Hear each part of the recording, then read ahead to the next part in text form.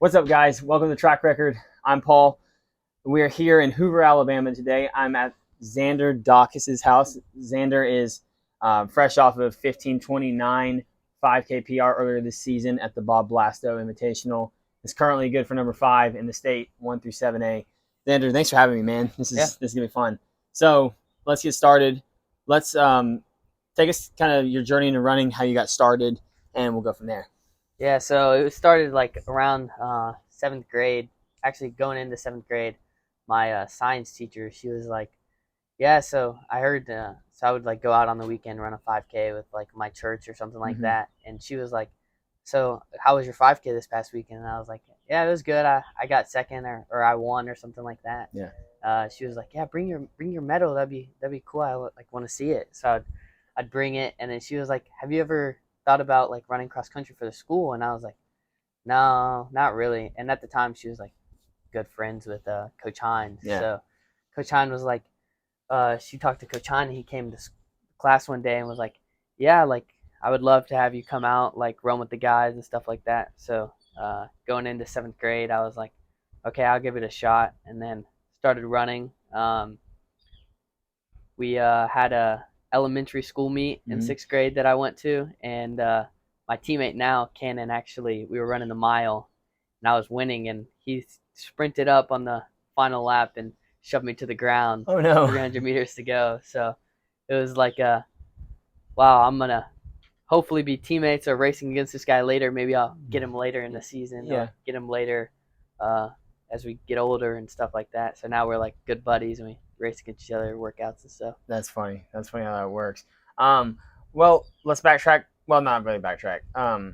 How was your summer training this year, leading into this year? Because last year you were like 940 and 942 and 430, and then this year you come out right from the get go 1529. So to me, that indicates a good summer. But how was your summer overall? Yeah, so I started out pretty slow. I started out slower miles, lower. I did like a 3-week cycle, so I would start at like, I think my first week was like 25, 30, something like that, and then worked my way up like 5 miles every week. So I started out my long runs like 8 miles slower with my teammates, and then as the summer went on, like I would go up 5 miles each week or every 3 weeks or something like that, and then I would take my long run up a mile.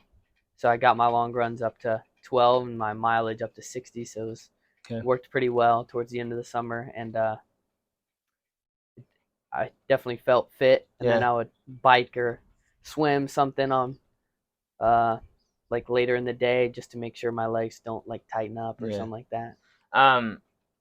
Is that the highest mileage you've ever done coming into a season? Yeah, right now, last year I was hitting, I think it was like 50 was max, and I hit it like once or twice. I was really low miles going into like track and stuff, so I would hit like track, I was probably hitting like 20. Wasn't really hitting crazy miles. And then this year I went up to 60, and I just felt way smoother in the races and everything, workouts and all that. Just felt a lot easier. Well, how do you feel like your season's progressing so far? I mean, I feel like it started well, and you raced well in a few races. So, how do you feel it's going so far? Yeah, I would say the first race was definitely really good. It was like a grass track, so it felt really fast and everything. Didn't really expect to run 15:29. I was really just shooting for a sub 16 to start off the season. Just make sure I could get sub 16, and then we went out pretty slow, honestly, for that race. It was like 4:55, somewhere around there, and I was like, I felt pretty smooth, so I was like, all right, I'll just stay with the front guys as long as I can. And then later in the season, as it went on, I didn't really run close to my PR, but it was still like pretty consistent, sub 16 until this past weekend. But I just felt, I mean, this past weekend wasn't my best race. Tried to go out a little faster, see how it felt to get a little quicker mile in and then slow it down. But usually go out slower, so it's definitely not something I was used to. Well, like in 7A, the 7A champs is going to go out fast. Like, so, and I had a coach in college who he called it race shocking, where you go out that first mile, and harder than you've ever gone out, and then it shocks your body, and then Yeah. but you gotta be ready for that moment when it does come, and you know it's coming eventually. So yeah, and sometimes it comes with a slower time. Hopefully, in November 11th, we have a faster time coming with that. Yeah. So, how do you feel this team has changed this year? Last year, y'all were fourth at state. You lost Elijah and Zach, two seniors on that team. You're now the top dog on that team. How has that that team changed, particularly like in leadership, with you now at the top? Yeah. So when Elijah was here and Zach, it was definitely a really strong team. We had been running since 7th grade together. Like a lot of us, we've all been working off of each other, working together. And then once they left, it really gave a chance. I would say it gave the chance for younger guys to step up and start showing that they have skills and that they can work their way up. Like now, I think half of our top 10 is freshmen and underclassmen. They're just, I mean, they're working hard all summer, working hard off the older guys, running with us, pushing themselves, and really showing that they have the skill to do well and compete with the older guys. Yeah. What kind of responsibility do you feel like as you are the older guy and you now have 10 younger guys to bring along? Do you feel any responsibility with that? I mean, I would say it's a little bit. I just definitely want them to like run smart, not go out too fast. Some of them have been going out faster than me the first mile. Yeah. But I don't really go out fast. I usually like around 5 flat, but they're booking it like 450s first mile, and then they start falling back. But really, just trying to speak them up and tell them like you've got more in you. Just if you slow it down a little bit, like the first mile, I know it's definitely you're trying to go with the guys that you know you can race with. Yeah. But sometimes you really gotta be smart with your race and stuff like that, and it will come for sure. Just gotta... So last year at state, y'all finished 4th, and you were 7 points off Auburn for 3rd. Do you think about that into this season? Like you guys, you weren't in contention for 1st or 2nd, but like there's room for improvement for sure. Do you is that in the back of your head? Does that drive you each day? Yeah, it definitely does, because I would say we had a really strong team last year, and we were definitely shooting for 3rd as a team. 2nd, obviously, you want a map every year. Right. Sometimes it doesn't happen, but we were definitely before the race, we were all talking. We were like, yeah, like if we all have a really good day and we all run smart, like there's no reason we can't get 2nd or 3rd, something like that. But definitely, Auburn definitely snuck up on us, and it's definitely something to still think about. Yeah.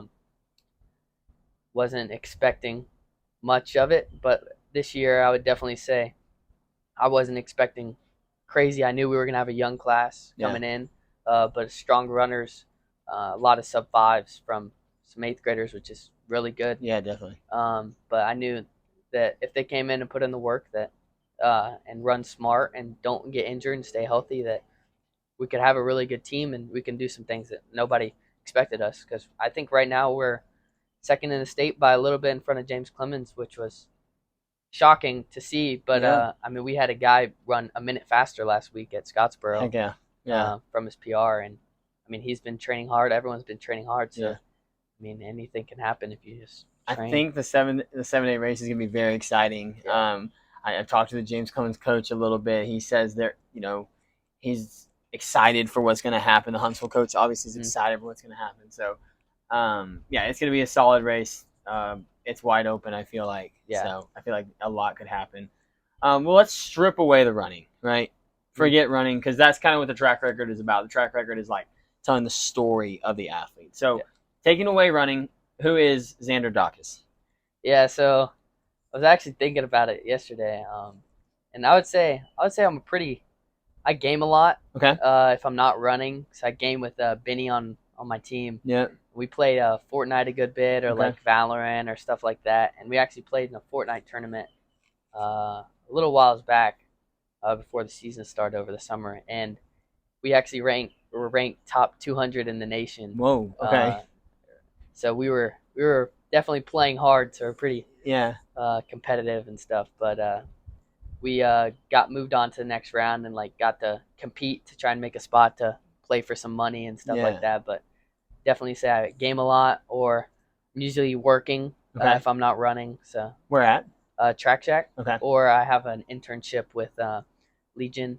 Okay. And then I ref some soccer on the side as well. Okay. And did you play soccer growing up? Yeah, so I played until around 7th grade, and then I decided like towards the end of 7th grade that I just need to focus on one thing that's kind of hard to do a lot at once. So decided to step away from soccer and start moving more towards running. Okay. To the fortnight, who carries the other person? Do you carry Benny, or does Benny carry you?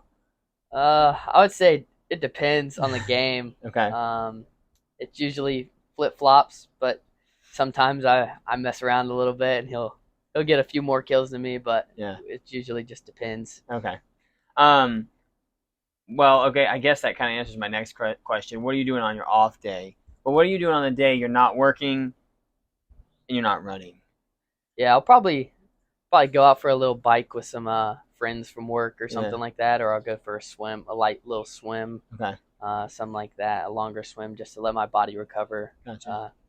Get some more aerobic fitness before I start the week again. You can't really see it, but behind us we've got a lake of sorts with a cliff to jump off, a dock right outside his back porch. So he's got the spot. You can DM him for his address if you want to come swim. How do you balance running and just normal life? Yeah, so I try and usually get my runs or anything I do pretty early, around like 6 o'clock or so. Just get it out of the way so I can like focus on my schoolwork or whatever I have throughout the day. Mm-hmm. Just try and get out of the way so I can have a full day to recover, not have to like wake up run in the afternoon, wake up the next morning and like be a little bit tired or something like that. Okay. Are you definitely a morning runner? Yeah, I like the morning more, usually, but if it's like a easy run, like probably like 4 or 5 miles, I'll probably sometimes do it at night. Yeah. Just chiller at night. Nobody's out. I can go in the road or whatever. And you might be like me. I don't know. If I don't run in the morning, it affects the rest of the day. It's the weirdest thing for me. Like my mood's different.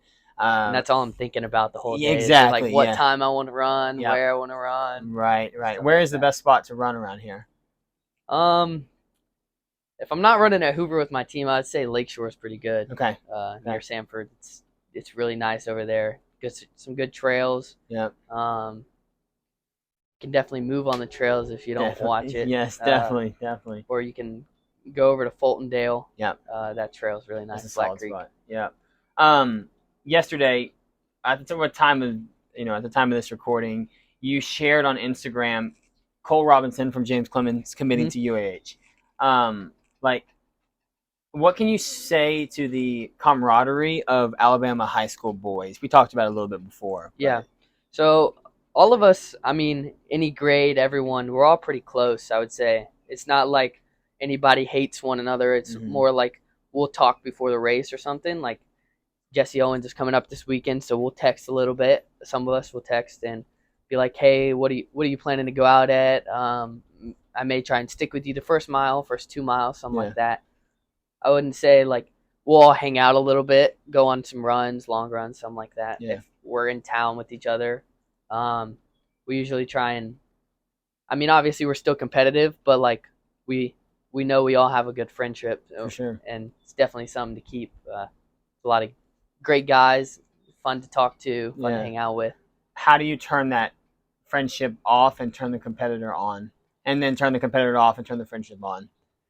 Yeah, I mean, it's kind of hard because a lot of these guys I've been running with since like 7th grade. We've been close, hung out like over the summer and stuff. So it's like once I get there to the race, it's like I know someone I can stick with. So I try and stick with them. Yeah. Or I some people, there's your friends that are a little bit slower, but I mean, they're definitely still fast as well. Yeah. So you're like, well, I know I can stick with him and then maybe outkick him at the end or something like that. Yeah.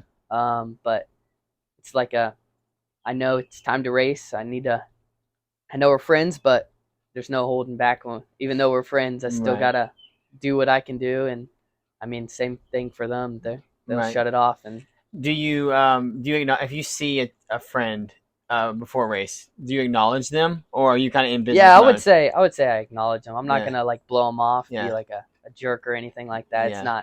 It's not worth it. I mean, no need to be like a jerk before a Right. race. I had to blow off my parents in college because my coaches were like, "Let's walk in, let's pay. You know, it's time we're here to take care of business." So my mom would walk by and she'd go like, "So, Yeah, yeah, I would say parents and stuff is different for because sure." they're always telling you, why don't you just stick with this guy? Why don't you stick with that guy? It's like it's not that easy. Like Right, right, they may be 20 seconds faster, but it's not as easy as you think it is to just stick with them and right, stuff like right. that. Well, so it's 9 a.m. right now. Mhm. You should be in school. Most kids should be in school. Yeah. So, can you explain, what, like, why, like, how this all works for you? Yeah, so I overloaded. So freshman year, I took 10 classes, went zero period from 7:30 until like 3:30, 3:45, and then Mhm. went to practice after. And then I had a virtual class. So it was pretty busy throughout the day. Wasn't really doing much except school, Yep. focusing on school, and then running in the afternoon and stuff like that.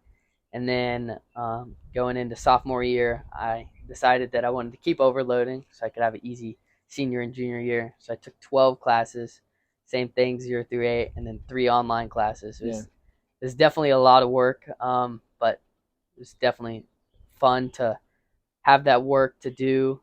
I wouldn't say fun, but it was a lot of it was a lot of work to do, and Yeah. it was definitely worth it in the long run because now I just get to work and relax and definitely make sure my body recovers, Yeah. or I can drive up the day before and like run the course wherever it is or something like that. Yeah. I was gonna ask how that helps as a runner. So that definitely gives you more time to focus on some Yeah, of the other things. recovery or some other Definitely. things like that. Yeah.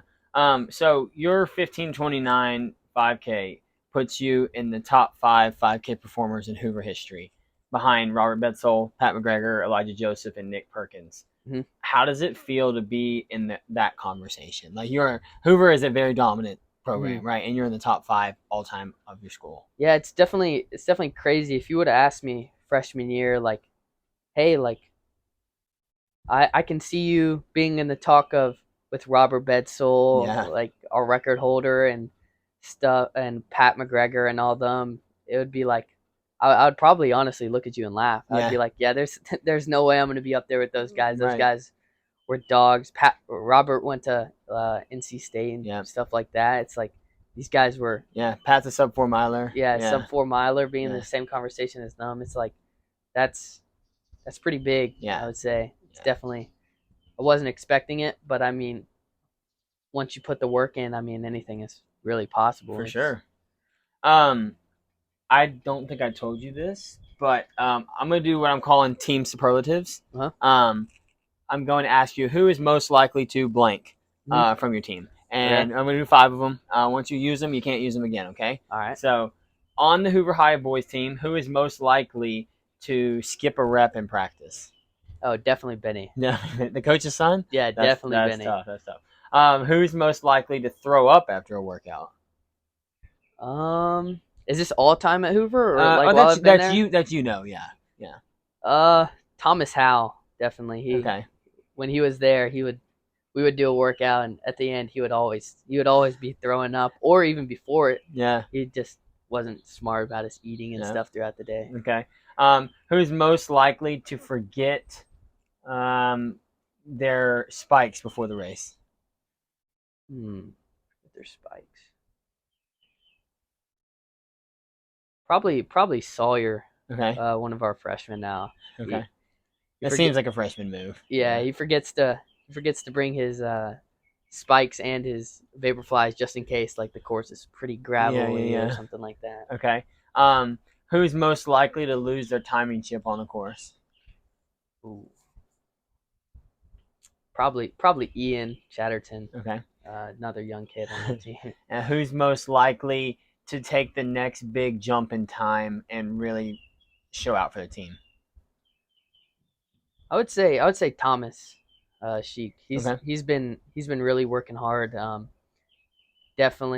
He's definitely gonna hopefully break 10 this year in track, and I mean he's really been working hard. Right now, I've been doing stuff a little bit faster than him, but he's been like in between my pace and their pace, so he's like trying to move up towards mine a little bit. Okay.